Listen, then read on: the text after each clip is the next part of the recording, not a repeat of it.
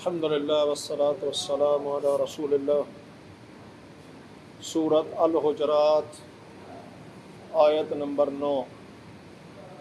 اعوذ باللہ من الشیطان الرجیم من حمزہ ونفخہ ونفثہ وَإِن طَائِفَتَانِ، اور اگر دو گروہ من المؤمنین مومنوں میں سے اقتتلوا آپس میں لڑ پڑیں تو فَأَصْلِحُوا پس صلح کروا دو بینہما ان دونوں کے درمیان۔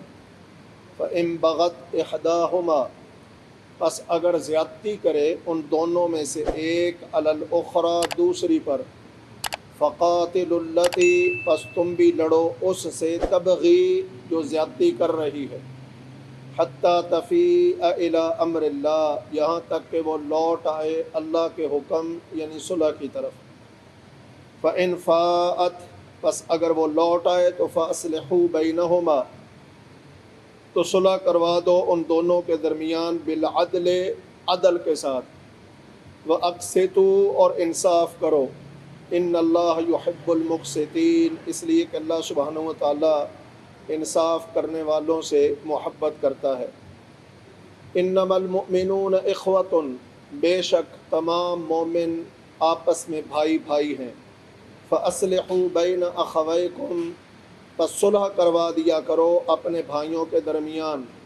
وَاتَّقُوا اللَّهَ اور اللہ سے ڈرتے رہو، لَعَلَّكُمْ تُرْحَمُونَ تاکہ وہ اللہ تم پر رحم کرے یا تم پر رحم کیا جائے۔ طائفتان، طائفہ کم از کم ایک بندے پر بھی بولا جاتا ہے اور ایک سے زیادہ افراد پر بھی۔ تو یہاں پر طائفتان من المؤمنین دو گروہ یا دو افراد آپس میں لڑ پڑیں، دو خاندان، دو برادریاں، دو رشتہ دار آپس میں لڑ پڑیں تو باقی سب کے لیے حکم کیا ہے؟ فَأَصْلِحُوا بَيْنَهُمَا ان دونوں کے درمیان صلح کروانا ہے۔ نبی صلی اللہ علیہ وسلم نے فرمایا وَالصُّلْحُ خَيْرٌ صلح کے اندر تو خیر ہی خیر ہے۔ پھر اللہ سبحانہ و تعالیٰ نے صلح کی یہاں پر تاکید کرتے ہوئے ایمان کے ساتھ اخوت کا واسطہ دیا ہے کہ بھائی تمہارے بھائی ہیں، تم کیسے برداشت کرتے ہو کہ بھائی آپس میں لڑتے رہیں؟ تمہارا بھائی ہے، اسے تکلیف پہنچے، اسے نقصان پہنچے، تم کیسے برداشت کر سکتے ہو؟ تو یہاں ایمان کی رشتہ داری جو تمام رشتہ داریوں سے زیادہ مضبوط ہے اس کی یاد دہانی کروائی گئی ہے۔ بھائیو ایمان کی رشتہ داری سب رشتہ داریوں سے مقدم ہے۔ اللہ پر سیدنا مصعب بن عمیر رضی اللہ تعالی عنہ نے دیکھا کہ عبداللہ بن عباس رضی اللہ تعالی عنہ ان کے سکے بھائی کو گرفتار کر کے لائے ہیں اور مسجد کے ستون کے ساتھ باندھ رہے ہیں بدر کے موقع پر۔ تو مصعب رضی اللہ تعالی عنہ فرمانے لگے میرے بھائی ذرا اسے مضبوط کر کے باندھنا، اس کی ماں بڑی مالدار ہے، بڑے پیسے دے کے چھڑوائے گی اپنے بیٹے کو۔ تو وہ آگے سے بھائی کہنے لگا کہ بھائی تو عجیب ہے، میری ماں تیری ماں کو الگ ہے، ایک ہی ماں کے تو بیٹے ہیں، تجھے تو چاہیے میرے لیے کوئی رو رعایت کی سفارش کرے۔ تو مصعب بن عمیر رضی اللہ تعالی عنہ نے اسے ڈانٹ کر چپ کروا دیا، میں تو نہیں، میرا بھائی وہ ہے جو تجھے باندھ رہا ہے۔ اب ماں باپ کی طرف سے تو بھائی وہ ہے جو باندھا جا رہا ہے، لیکن اس دوسرے بھائی کے ساتھ خونی رشتہ نہیں ہے، صرف دین کا رشتہ ہے اور اس کو مقدم رکھا گیا ہے۔ یہی وجہ ہے کہ ہم دیکھتے ہیں صحابہ کرام رضوان اللہ علیہم اجمعین نے مکہ میں اپنوں کو ہی چھوڑا تھا نا، اپنے ماں باپ کو چھوڑ دیا، اپنے بہن بھائیوں کو چھوڑ دیا، حتیٰ کہ اپنی اولادوں کو چھوڑ دیا، اپنی زمینیں جائیدادیں ہر چیز چھوڑ دی، اس لیے کہ ان کا نظریہ عقیدہ کیا تھا کہ ایمان ہر چیز سے زیادہ قیمتی ہے اور ایمان کی بنیاد پر بننے والا رشتہ سب رشتوں سے زیادہ مضبوط ہے۔ یہی وجہ ہے کہ اپنوں نے گھروں سے نکال دیا تھا، مکہ سے مسلمانوں کو نکالا گیا تھا یا نکلنے پہ مجبور کیا گیا تھا، اور مدینہ والے کون تھے؟ ان کے ساتھ مکے والوں کا کوئی خونی رشتہ نہیں تھا، لیکن مکے والوں نے ان مہاجرین کو اپنے سینے سے لگایا، اپنے گھروں میں جگہ دیں، اپنے کاروباروں اور جائیدادوں کو تقسیم کر کے انہیں حصہ دیا۔ کس بنیاد پر؟ اسلامی اخوت کی بنیاد پر، کیونکہ نبی کریم صلی اللہ علیہ وسلم نے جو اخوت کا رشتہ جوڑا تھا صحابہ کرام کا آپس میں، صحابہ کرام نے مرتے دم تک اس کی لاج رکھی ہے۔ تو تمام رشتہ داریوں سے زیادہ مضبوط رشتہ ایمان کا رشتہ ہے۔ تو ایمان کی بنیاد پر یہاں پر ذکر کیا، تو جب ایمان کی بنیاد پر صلح کروانا دو لڑنے والے بھائیوں کے درمیان ضروری ہے، تو پھر خون کے رشتے اور زیادہ اہمیت رکھتے ہیں کہ ان کے درمیان لڑائی ہو جائے تو تماشا بین بننے کے بجائے ہمیں ان کے درمیان صلح کروانی چاہیے۔ نبی کریم صلی اللہ علیہ وسلم بذات خود اس پر بڑا باقاعدگی سے عمل کرتے تھے۔ صحیح بخاری میں واقعہ آتا ہے کہ قبا بستی میں دو گروہوں کی آپس میں لڑائی ہو گئی۔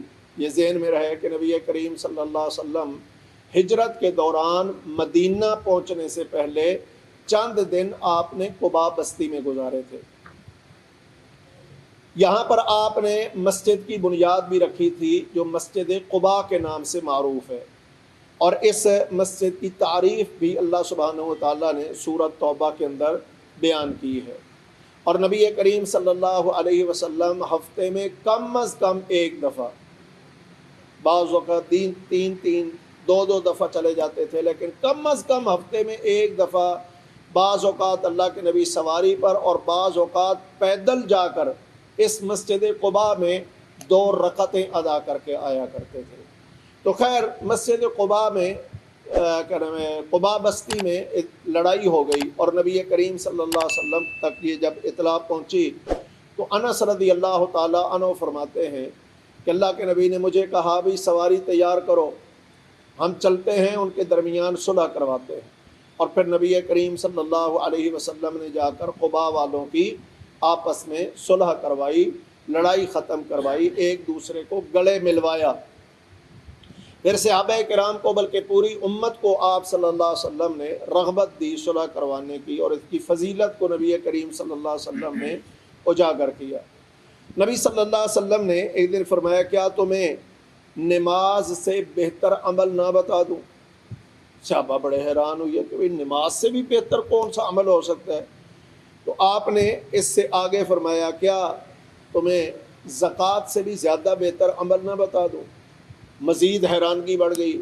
اللہ کے نبی نے فرمایا کیا روزے سے بھی زیادہ افضل عمل نہ بتا دوں؟ اور مزید بندے کے اندر چاہت پیدا ہوتی ہے کہ اس کا عمل کا تو ضرور علم ہونا چاہیے، کیونکہ صحابہ تو عمل کرنے کے حریص تھے نا، ہم تو فرائض کی بھی پرواہ نہیں کرتے ہیں، تو فضیلت والا عمل ہو تو اسے کیسے چھوڑا جائے؟ اس لیے نبی کریم صلی اللہ علیہ وسلم سے صحابہ نے عرض کیا بلا یا رسول اللہ، اللہ کے نبی پھر تو ضرور بتائیے۔ آپ نے فرمایا حج سے بھی زیادہ بہتر عمل نہ بتاؤں؟ حیرانگی کی انتہا ہو گئی صحابہ کرام کی۔ تو اللہ کے نبی نے فرمایا الاصلاح ذات البین، آپس میں صلح کروا دینا یہ نماز سے بہتر ہے، حج سے بہتر ہے، زکوٰۃ روزے سے بہتر ہے۔ اور ایک حدیث میں نبی کریم صلی اللہ علیہ وسلم نے وضاحت فرمائی کہ صلح کیوں کروانی ہے؟ اس لیے کہ لڑائی جھگڑا اختلاف مسلمانوں کا آپس میں ہی خالقہ، یہ تو مونڈ دینے والا ہے۔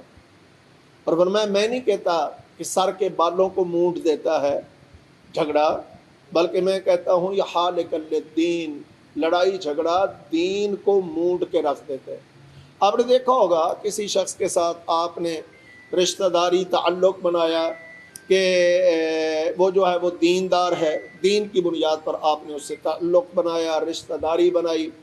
اب اگر خدا نہ خواستہ لڑائی جھگڑا اختلاف ہو جاتا ہے تو دونوں ایک دوسرے کے دین کا انکار کر دیں گے۔ آپ ایک کے پاس جائیں گے وہ یہی بات کہے گا جی اور میں نے تو دین دیکھ کر رشتہ داری قائم کی تھی، پر ان کے اندر دین والی کوئی بات نہیں ہے۔ اب دوسرے کے پاس جائیں گے تو وہ دوسرے کے بارے میں یہی بات کہے گا اور ہم نے تو رشتہ داری دین کی بنیاد پر قائم کی تھی، پر یہاں جو ہے وہ دینداری والی کوئی بات نہیں ہے، یعنی دونوں نے ایک دوسرے کے دین کا انکار کر دیا۔ اور جب کوئی شخص کسی مسلمان کو بے دین کہتا ہے، بے ایمان کہتا ہے، جو ہمارے ہاں عموماً بولا جاتا ہے، ذرا سی کسی سے غلطی کوتاہی ہوئی نہیں اور ہم اسے جو ہے وہ فٹ منافق ہاں جی کہہ دیتے ہیں، فاسق کہہ دیتے ہیں، خبیث کہہ دیتے ہیں، بے ایمان کہہ دیتے ہیں، دھوکے باز کہہ دیتے ہیں۔ بھائی اگر کسی شخص کو یہ بات کہی جائے، مثلا کوئی بندہ مجھے کہتا ہے بے ایمان، اگر میں بے ایمان نہیں ہوں، بے ایمان نہیں ہوں، تو اس کا مطلب ہے یہ کلمہ لوٹ جائے گا، کہنے والا بے ایمان ہو جائے گا۔ اگر مجھے کسی نے فاسق کہا، میں فاسق نہیں ہوں، تو یہ کلمہ کہنے والے کی طرف لوٹ جائے گا۔ اگر کسی نے مجھے منافق کہا، میں منافق نہیں ہوں، تو یہ کلمہ پیچھے کی طرف واپس پلٹ جائے گا۔ تو بھائیو یہ بڑا محتاط انداز ہے، بڑا محتاط رہنے کی ضرورت ہے کہ کوئی ایسا کلمہ میری زبان سے نہ نکلے کہ اگلا اگر اس کا مستحق نہ ہوا تو وہ میری طرف واپس لوٹ آئے گا۔ یہ چند دن پہلے ایک بابا جی وہ کوشش کر رہے تھے کہ میں فتویٰ لگا دوں، وہ یہ کر رہا ہے جی، وہ یہ کر رہا ہے جی، فلاں نے یہ کیا ہے جی، فلاں نے وہ کیا ہے جی، ان کے اندر یہ جرم ہے، ان کے اندر یہ گناہ ہے۔ اب جب میں عموماً فتویٰ بازی سے پرہیز کرتا ہوں، جب فتویٰ نہیں لگایا نا تو بابا جی کہنے لگے بوزدل کہیں کا، وہ مشرک ہے، بدعتی ہے، بے ایمان ہے۔ میں نے کہا بابا جی یہ جرات آپ کے اندر ہے، میرے اندر نہیں۔ ہاں اللہ کے فضل سے میرے اندر جرات ہے۔ میں نے کہا ایسی جرات نہیں، جہالت کہتے ہیں کہ معمولی سی کسی کی غلطی دیکھی نہیں اور اسے کافر بنا دیا، اسے مشرک کہہ دیا، اسے بدعتی کہہ دیا، اسے منافق کہہ دیا، اسے گناہگار بے ایمان کہہ دیا، تو بھائی یہ کلمہ واپس لوٹ آتا ہے کہنے والے کی طرف۔ تو لڑائی اس وجہ سے اسلام میں جرم ہے مسلمانوں کی آپس میں، یا اسے ختم کروانا اس لیے ضروری ہے کہ یہی اگر شدت اختیار کرتی ہے تو ایک دوسرے کے ایمان کا انکار کر دیا جائے۔ اب مثال کے طور پر نبی کریم صلی اللہ علیہ وسلم کے دور میں تو مسلمانوں کے اندر کوئی جنگ نہیں ہوئی، لڑائی نہیں ہوئی، کوئی ایسی نوبت نہیں آئی ہے۔ البتہ صحابہ کرام رضوان اللہ مجمعین کے دور میں سیدنا علی اور امیر معاویہ رضی اللہ تعالیٰ عنہ کے درمیان میں بعض غلط فہمیوں کی بنیاد پر اور بعض منافقین کی غلط کرداری کی وجہ سے لڑائی ہو گئی۔ آج 14 صدیوں بعد ہم ان پہ فتویٰ بازیاں کر رہے ہیں، حالانکہ اللہ نے کیا کہا،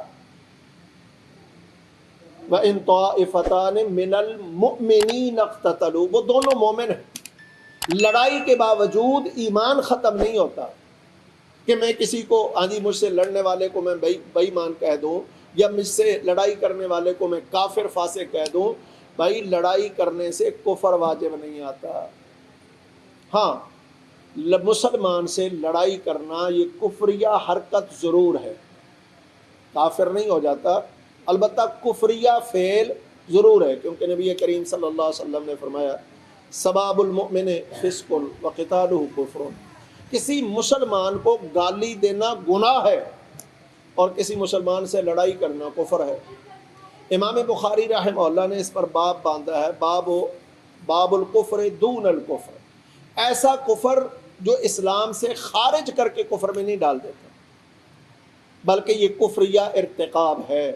مسلمانوں کی آپس میں لڑائی ایک کفر کا ارتکاب ہے۔ اگر اس پر جو ہے وہ بضد رہیں گے، مزید لڑائیاں کریں گے، ایک دوسرے کی قتل و غارت تک نوبت چلی جائے گی، تو پھر یہ معاملہ خطرے سے خالی نہیں ہوگا۔ لیکن دو آپس میں لڑ رہے ہیں اور دونوں اپنے آپ کو حق بجانب سمجھ رہے ہیں، چونکہ درمیان میں جو معاملہ ہے اس معاملے پر دونوں طرف دلائل موجود ہیں، تو یہاں پر دونوں میں سے کسی ایک پر بھی فتویٰ نہیں لگایا جائے گا۔ یہی کہا جائے گا کہ بھئی دونوں نے اجتہادی غلطی کی ہے، یا کسی تیسرے کے کام پر جو ہے وہ ان کو آپس میں اشتعال آ گیا اور لڑائی ہو گئی، لیکن یہ لڑائی انہیں ایمان سے خارج نہیں کر دے گی، رہیں گے دونوں مومن۔ جیسے سیدنا علی کو بھی ہم مومن کہتے ہیں اور سیدنا امیر معاویہ رضی اللہ عنہ کو بھی مومن کہتے ہیں، دونوں ایمان میں اپنی اپنی جگہ پر کمال ہیں۔ فضیلت کا تقابل نہیں ہے یہاں پر، فضیلت میں تو علی رضی اللہ تعالیٰ عنہ کا مقابلہ کوئی بھی نہیں کر سکتا ہے، یہاں فضیلت کا مقابلہ نہیں ہے۔ یہاں صحابی ہونے کا مقابلہ ہے، صحابی ہونے میں دونوں برابر ہیں۔ جیسے امیر معاویہ اللہ کے نبی کے صحابی ہیں، ویسے سیدنا علی رضی اللہ عنہ بھی اللہ کے نبی کے صحابی ہیں۔ اب صحابہ میں بھی آپس میں درجہ بندیاں ہیں، اللہ کے ہاں کون کتنا زیادہ فضیلت والا ہے وہ اللہ بہتر جانتا ہے، لیکن ظاہری طور پر سیدنا علی رضی اللہ تعالیٰ عنہ کو جی فضیلت و مقام حاصل ہے، وہ امیر معاویہ اس کے عشر عشیر کو بھی نہیں پہنچ سکتے۔ وہ مقام اللہ کے نبی کی زبان سے سیدنا علی رضی اللہ تعالیٰ کو ملا۔ لیکن جو میں عرض کرنے لگا تھا کہ بھائی اللہ سبحانہ و تعالیٰ لڑائی کے باوجود دونوں گروہوں کو مومن قرار دے رہے ہیں، تو ہم کون ہیں کسی پر فتویٰ لگانے والے؟ کوئی امیر معاویہ کے خلاف بولنے جا رہا ہے، کوئی سیدنا علی رضی اللہ عنہ کو غلط کہہ رہا ہے۔ بھئی آج 14 صدیوں بعد مجھے اور آپ کو کس نے منصف بٹھایا ہے کہ ہم ان پر تبصرے کر کے فیصلے کریں؟ ہاں جی، ویسے بھی اللہ نے فرمایا تلک امت قد خلت لہا ما کسبت، یہ ایک امت تھی گزر گئی، جو انہوں نے کیا ان کا سوال حساب کتاب ان سے ہوگا، ہم سے نہیں ہوگا۔ مجھ سے قبر میں نہیں پوچھا جائے گا، خواہ مخواہ ہم اس بحث کو چھیڑ کے بیٹھ جاتے ہیں۔ بعض لوگوں نے دکانداریاں باقاعدہ بنائی ہوئی ہیں۔ ہاں جی، کیا مجھ سے اور آپ سے پوچھا جائے گا قبر میں؟ اللہ کے سامنے سوال ہوگا کہ امیر معاویہ حق پر تھے کہ علی حق پر تھے؟ نہیں پوچھا جائے گا۔ تو پھر جو سوال مجھ سے ہونا ہے میں اس کی تیاری کروں نا۔ مجھے کیا ضرورت ہے آج 14 صدیوں بعد میں جناب ان کا فیصلہ کرنے کے لیے بیٹھ جاؤں، جج بن کے بیٹھ جاؤں؟ یہ مجھے حق بھی نہیں پہنچتا ہے۔ ہاں جی، ان کے آپس میں جو معاملہ تھا وہ اللہ سبحانہ و تعالیٰ کے سپرد ہے، ان کا اللہ سبحانہ و تعالیٰ نے فیصلہ کرنا ہے۔ البتہ اللہ نے پہلے بتا دیا کہ ہیں دونوں مومن، ان کے ایمان میں کسی کو شک کرنے کی گنجائش نہیں ہے۔ تو اللہ سبحانہ و تعالیٰ فرماتے ہیں اگر مومنوں میں سے دو گروہ آپس میں لڑ پڑیں تو فَأَصْلِحُوا، اصلحوا جمع کا صیغہ ہے اور امر کا صیغہ ہے، جمع امر، یعنی یہاں پر سب کو حکم دیا جا رہا ہے کہ باقی سب کی ذمہ داری کیا ہے کہ وہ تماشائی بن کے کھڑے رہنے کے بجائے ان دونوں کے درمیان لڑائی ختم کروانے کے لیے بھاگ دوڑ کریں، کوشش کریں، محنت کریں۔ اللہ اکبر۔ اب فطرتی بات ہے کہ میری کسی بھائی کے ساتھ لڑائی ہو گئی، مثلا میری اور فیصل خان بھائی کی لڑائی آپس میں ہو گئی۔ اب ان بزرگوں نے کہا بھی ان دونوں کے درمیان لڑائی جھگڑا ختم کروائیں، تو اب ظاہر بات ہے پہلے ایک پارٹی کو ملا جائے گا، پھر دوسرے کے پاس آیا جائے گا۔ تو فطرتی بات ہے جب میرے پاس آئیں گے تو میں اپنا سارا اندر کی بھڑاس اور غصہ فیصل خان کے خلاف نکالوں گا، یقینی بات ہے۔ اب جب فیصل خان کے پاس جائیں گے صلح کروانے والے تو یقیناً انہوں نے بھی اپنے اندر کی بھڑاس نکالنی، لیکن صلح کروانے والے کا کردار کیا ہونا چاہیے؟ نبی صلی اللہ علیہ وسلم نے فرمایا صلح کے لیے جھوٹ بولنے والا جھوٹا نہیں ہے، صلح کے لیے جھوٹ بولنے والا جھوٹا نہیں ہے۔ اب یہاں کیا جھوٹ بولنے کی اجازت ہے؟ مثلا میرے پاس آئے تو میں نے اندر کا سارا غصہ فیصل خان کے خلاف نکال دیا، اب ظاہر بات ہے انہوں نے دوسری پارٹی کے پاس جانا ہے، فیصل خان کے پاس گئے، وہ آگے سے شروع ہو گیا میرے خلاف، تو اب یہ نہیں ہے کہ میری باتیں جو میں نے ان کے خلاف کی وہ اسی طرح جا کر بیان کر دیں، نہیں، بلکہ فیصل خان کو ٹھنڈا کرنے کے لیے کہیں بھائی ہم اس کے پاس سے ہو کر آ رہے ہیں، وہ تو آپ کے بارے میں کوئی ایسی بات نہیں کر رہا تھا، اتنا غصے میں نہیں تھا جتنا آپ غصے میں، تو فطرتی طور پر یہاں غصہ نارمل ہو جائے گا۔ جب وہ میرے خلاف نہیں بات کر رہا تو مجھے بھی اس کے خلاف اخلاقی طور پر بھی نہیں کرنی چاہیے۔ اب پھر جب میرے پاس آئیں گے تو ابھی باقی جو ذہن کے اندر ہوتے ہیں نا غصہ، وہ بندہ نکالنے کی کوشش کرتا ہے۔ جب میں شروع ہوا تو ان صلح کروانے والوں کی ذمہ داری کیا ہے؟ بس بھائی پہلے ہم سن کے گئے ہیں تیری، ہم اس بھائی کے پاس گئے اور اس بھائی نے تیرے خلاف کوئی بات نہیں کی ہے، حالانکہ اس نے کی ہے، لیکن مجھے ٹھنڈا کرنے کے لیے وہ تو آپ کے بارے میں بہت اچھا ذہن رکھتا ہے، وہ تو آپ کے بارے میں بڑے اخلاق سے گفتگو کر رہا تھا، وہ تو آپ کی بڑی عزت تکریم کرتا ہے۔ اب اس انداز سے پہلے دونوں طرف سے غصہ ٹھنڈا کیا جائے گا اور پھر اگلا قدم اٹھا کے دونوں کو آپس میں ملاقات کروانے کا موقع دیا جائے گا۔ یہ ہے صلح کروانے کا انداز، اور بھائیو یہ اتنا عظیم عمل ہے کہ یقین کیجئے نماز اس کا مقابلہ نہیں کر سکتی، زکوٰۃ مقابلہ نہیں کر سکتی، روزے مقابلہ نہیں کر سکتے، حج عمرہ اس کا مقابلہ نہیں کر سکتے، اتنا عظیم عمل ہے۔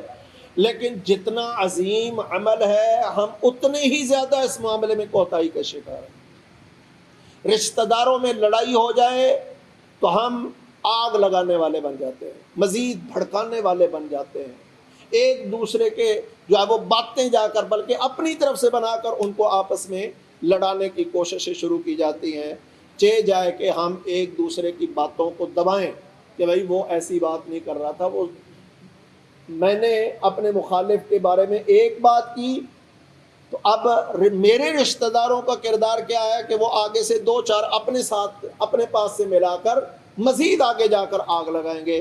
یہ مومن کے شیان شان نہیں ہے، یہ مسلمان کا کردار نہیں ہے۔ مسلمان معاملات کو نپٹانے والا، اختلافات کو ختم کرنے والا، ناراضگیوں کو دور کروانے والا، بھائیوں کو جوڑنے والا ہوتا ہے۔ رشتہ داروں کو توڑنے کا کام شیطان کا ہے، مسلمان کا نہیں۔ نبی صلی اللہ علیہ وسلم نے فرمایا شیطان سب سے زیادہ کس بات پہ خوش ہوتا ہے؟ فرمایا شیطان کا تخت پانی پر ہے اور وہ صبح روزانہ اپنے کارندوں کو کام پر بھیجتا ہے اور شام کو باقاعدہ ان سے رپورٹ لیتا ہے، آپ ہی رپورٹ دے آج کیا کچھ کر کے آیا ہے۔ ہمارے کسی بھائی کو کام کہہ دو نا، بھائی نیکی کا کام ہے، دین کا کام ہے، خدمت کا کام ہے، اور اس سے پوچھ لو تو ناراض ہو جاتا ہے، لو جی اب محاسبہ بھی ہونے لگ گیا ہے، اب احتساب بھی کرنا شروع کر دیا گیا ہے، اب رپورٹ بھی پوری دے دیں۔ تو بھائی اس میں کیا حرج ہے؟ شیطان تو لوگوں کو گناہ کروانے پر شیطانوں کو، اپنے شتونگڑوں فوجوں کو، نمائندوں کو بھیجتے ہیں اور ان سے رپورٹ لیتا ہے کیا کر کے آئے۔ اگر مجھے نیکی کی رپورٹ مانگی گئی ہے میں دے دوں تو اس میں میری شان میں کون سا فرق آ جائے گا؟ خیر، تو شیطان شام کو ابلیس جو ہے وہ اپنے کارندوں سے رپورٹ لیتا ہے، تو ایک آ کر رپورٹ دیتا ہے کہ میں فلاں بندے کے پیچھے ایسا پڑا، بڑا نیکوکار بنتا تھا، بڑا متقی پرہیزگار بنتا تھا، ہاں جی، بڑا نمازی روزے دار بنتا تھا، میں آج ایسا پڑا اس کے پیچھے کہ میں نے اسے شراب پینے پر لگا دیا، میں نے اسے زنا کرنے پر لگا دیا، میں نے اس سے یہ گناہ کروا دیا، یہ گناہ کر دیا، یعنی بڑے بڑے گناہوں کا وہ آ کر تذکرہ کرتے ہیں۔ لیکن ابلیس آگے سے کیا کہتا ہے؟ تو نے کوئی خاص کام نہیں کیا۔ ہر ایک آگے کہتا ہے میں نے فلاں نمازی کو نماز چھڑوا کے چکلے میں بھیجوا دیا ہے، وہ زناکاری بدکاری پر لگ گیا ہے، تو شیطان کیا کہتا ہے؟ تو نے کوئی خاص کام نہیں کیا۔ ایک اور آ کے کہتا ہے کہ میں فلاں کے پیچھے ایسے پڑا کہ میں نے اسے شراب پہ لگا دیا ہے، شیطان کہتا ہے، ابلیس کہتا ہے تو نے کوئی خاص کام نہیں کیا۔ ایک آ کر کہتا ہے اسے کہ میں فلاں کے پیچھے ایسا پڑا، وہ آپس میں رشتہ دار تھے، بڑی ان کی آپس میں محبت تھی، ایک دوسرے کی عزت احترام کرتے تھے، دونوں بھائی تھے، میاں بیوی تھے، باپ بیٹا تھے، میں ان کے پیچھے ایسا پڑا، آج دونوں کو ایک دوسرے کے گلے لگوا دیا، یعنی لڑوا دیا ہے۔ تو ابلیس اس اپنے شتونگڑے کو شاباش دے کر تخت پر اپنے ساتھ بٹھاتا ہے اور کہتا ہے سب سے بڑا کام تو نے کیا۔ تو لڑائی کروانا شیطان کا سب سے بڑا کام ہے۔ مومن لڑائیاں کروانے والا، بھڑکانے والا نہیں، یہ تو ٹھنڈا کرنے والا، آپس میں ملا دینے والا، ناراضگیاں دور کروا دینے والا ہوتا ہے۔ اس لیے اللہ نے فرمایا فَأَصْلِحُوا بَيْنَهُمَا، ان دونوں کے درمیان صلح کرواؤ۔ اب صلح کرواتے ہوئے فَإِن بَغَتْ إِحْدَاهُمَا، اگر ایک بندہ ڈٹ گیا ہے میں نہیں صلح کرتا کسی صورت میں، بعض ہوتے ہیں ایسے ہٹ دھرم، حتیٰ کہ مجھے ایک واقعہ یاد آیا، پرانی بات ہے، 26-27 سال پرانے، ایک جگہ پر ہوتے تھے تو وہاں اپنے دو ساتھی ہمارے لڑ پڑے اور تھے بھی آپس میں قریبی ترین رشتہ دار، سالہ بہنوئی تھے، ان کی آپس میں لڑائی ہو گئی اور ایک دوسرے کو، تھے بھی بزرگ، ایک دوسرے کو مارے کٹائی پر آئے۔ خیر جب ہمیں پتہ چلا تو جماعتی طور پر ہم 3 بھائی گئے صلح کروانے کے لیے۔ وہ ایک تو خیر شریف النفس تھے، انہوں نے کہا جی بس جو ہو گیا میں اسے ختم کرنے کے لیے راضی ہوں، غلطی ہوئی ہے، اس سے بھی غلطی ہوئی ہے، مجھ سے بھی غلطی ہے، میں بھی اپنی غلطی تسلیم کرتا ہوں۔ خیر اب جب دوسرے بھائی کے پاس گئے وہ تو بگڑا بیٹھا تھا، انہوں نے کہا میں کسی صورت صلح نہیں کروں گا، لے جی عصر سے لے کر سردیوں کے دن تھے اور رات 12-1 بج گئے، کسی طرف نہ آئے، منتیں کر، حدیثیں سنا، قرآن سنا، کسی طرف وہ قائل نہیں ہوتا تھا۔ اللہ اکبر۔ اصل مسئلہ کیا تھا کہ اس کی بیگم اپنے بھائی سے صلح کے لیے راضی نہیں تھی۔ آخر کار کیا ہوا، یہاں تک نوبت آئی کہ وہ بندہ یہاں تک کہنے لگا کہ اگر بھائی میں اس کے ساتھ لڑائی کی وجہ سے جہنم میں جاتا ہوں تو مجھے جانے دو، اور یہ انتہا تھی، یقین کریں۔ لیکن خیر ایک بھائی کے ذہن میں آیا، اس نے نا وہ بچے کو بھیجا کہ امی کو کہو کھڑکی سے میری بات سن۔ اب کھڑکی کے پاس جا کر نا اس نے منت کی، بھئی دیکھ ہم شام کے آ کر بیٹھے ہیں مغرب سے پہلے کے، اور یہ کسی طرف آ ہی نہیں رہا ہے۔ اس نے کہا بھی اندر بھیجو اسے۔ اندر گئے جناب چودھری صاحب، 2 منٹ بعد، 2 منٹ بھی پورے نہیں لگے، باہر آ کر چارپائی پر ایسے لیٹے، اوئے ہوئے جاؤ میں اللہ واسطے معاف کیتا۔ تو عرض کرنے کا مطلب یہ ہے کہ بعض ایسے ضدی ہوتے ہیں، وہ کہتے ہیں میں کسی صورت صلح کرنے کے لیے تیار نہیں۔ تو ایسی صورت میں کیا کرنا چاہیے؟ ایک بندہ مان گیا ہے، دوسرا صلح کے لیے راضی نہیں ہوتا ہے، تو ایسی صورت میں کیا کرنا چاہیے؟ تو اللہ سبحانہ و تعالیٰ فرماتے ہیں فَقَاتِلُوا الَّتِي تَبْغِي، جو زیادتی کر رہا ہے تم بھی اس کے خلاف کھڑے ہو جاؤ۔ اب یہاں پر قتال بمانا بائی کاٹ آ رہا ہے۔ یہاں قتال یہ نہیں ہے کہ تم بھی اس کے خلاف تلواریں نکال دو، بندوقیں نکال لو، نہیں، ڈنڈے نہیں نکالنے، بلکہ اس سے بائی کاٹ کر لو گے۔ ٹھیک ہے تو صلح نہیں کرتا، وہ راضی ہے اور تو نہیں کرتا، آج کے بعد ہم سب تجھ سے ناراض، آج کے بعد تو ہم سب کا مخالف ہے۔ اگر اس سے لڑائی ہوئی تو ہم اس کی سائڈ پہ ہوں گے، تیرے مخالف ہوں گے۔ لو جی، جب برادری میں ایسی نوبت آتی ہے نا، ہم یقین کیجئے کسی کی ناراضگی دنیا دینی معاملات میں لے لیتے ہیں، ٹھیک ہے جی میرا کیا بگاڑ لیں گے، لیکن دنیا کے معاملے میں، برادری کے انداز میں بندہ جو ہے وہ کبھی بھی یہ بات نہیں آنے دیتا، وہ جی برادری میں رہنا ہے، لوگوں میں رہنا ہے، ہاں جی سارے میرے خلاف ہو گئے تو میں کیا کروں گا۔ تو فرمایا اس وقت تک تم نے اس کا بائی کاٹ رکھنا ہے جب تک وہ صلح کے لیے راضی نہ ہو جائے۔ یہاں سے بھی صلح کی اہمیت کا اندازہ کریں کہ پوری برادری کو ایک بندے سے کے مقابلے میں کھڑا کر دیا گیا کہ جب تک وہ صلح کے لیے نہیں آتا پوری برادری اس کے خلاف ہے۔ اب جب آپ نے بائی کاٹ کیا اور وہ دھیما پڑ گیا، عقد ٹوٹ گئی، اب صلح کے لیے راضی ہو گیا ہے، تو اللہ سبحانہ و تعالیٰ فرماتے ہیں فَإِنْ فَاءَتْ فَأَصْلِحُوا بَيْنَهُمَا بِالْعَدْلِ۔ اب وہ صلح کے لیے راضی ہو گیا ہے، اللہ کے حکم کو ماننے کے لیے تیار ہو گیا، تو فَأَصْلِحُوا بَيْنَهُمَا بِالْعَدْلِ، پھر عدل کے ساتھ ان دونوں کے درمیان صلح کرواؤ، وَأَقْسِطُوا، اور انصاف کرنا۔ اب یہ نہیں ہے کہ پہلے تو ہماری نہیں مانتا تھا نا، ہم تجھے اب سبق سکھائیں گے، اور میں نہیں، تم اس کے دشمن نہیں ہو، تم نے اس سے ناراضگی لی ہے صرف صلح کروانے کے لیے۔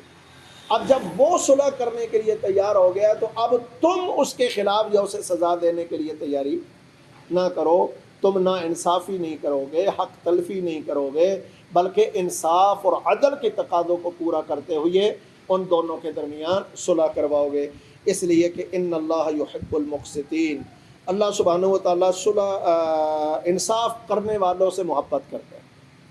صلح کروانے میں بھی انصاف ہونا چاہیے، کیونکہ انصاف کرنے والوں سے اللہ محبت کرتا ہے۔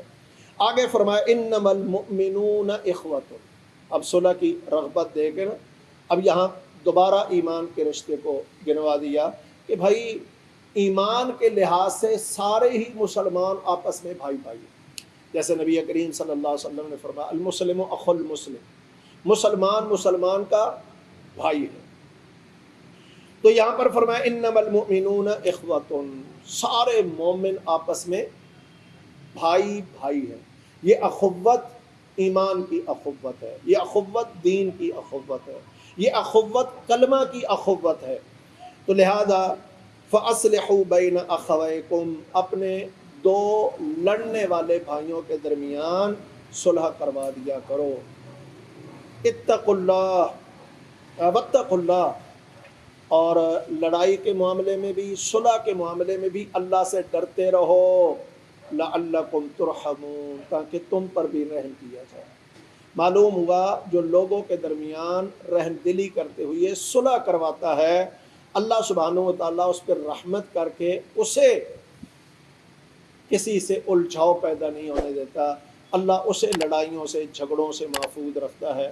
اگر بھائیو ہم چاہتے ہیں کہ میری کسی سے لڑائی نہ ہو، میرا عزت آبرو محفوظ رہے، تو پھر ہمیں دوسروں کے لیے یہ قدم اٹھانا چاہیے، اور یہ بڑا اہم کام ہے برادریوں کے درمیان، رشتہ داروں کے درمیان، عمومی طور پر مسلمانوں کے درمیان یہ کردار ادا کرنا چاہیے۔ اور بلکہ میں تو یہ کہتا ہوں کہ جیسے ہمارے خدمت خلق کے شعبہ بنا ہوا ہے، دوسرے شعبہ جات بنے ہوئے ہیں، ہمارا ایک شعبہ صلح کا شعبہ ہونا چاہیے۔ ہر جگہ پر 3-4 معتبر ایسے بھائی ہونے چاہیے کہ جو جہاں پتہ چلے کہ دو رشتہ دار، دو بھائی، ہم بیٹھے ہیں محلوں کے اندر، بازاروں کے اندر، بازار کے اندر دو دکانداروں کے اندر لڑائی ہو سکتی ہے، محلوں کے اندر اڑوسیوں پڑوسیوں کے ساتھ لڑائی اختلاف ہو سکتا ہے۔ تو جب انہیں پتہ چلے تو وہ اس آگ کو بجھانے کے لیے، صلح صفائی کروانے کے لیے اپنا کردار ادا کریں، اس لیے کہ بھائیو یہ عمل بڑا عظیم ہے، نماز سے افضل ہے، روزے سے زیادہ بہتر ہے، زکوٰۃ سے بہتر ہے، حج عمرے سے بھی زیادہ فضیلت والا ہے صلح کروانا۔ اللہ سبحانہ و تعالیٰ مجھے اور آپ کو بھی یہ عمل کرنے کی توفیق بخشے اور یہ کردار ادا کرنے کی توفیق بخشے۔ اقول قولی ھذا واستغفر اللہ لی ولکم ولسائر المؤمنین والمؤمنات۔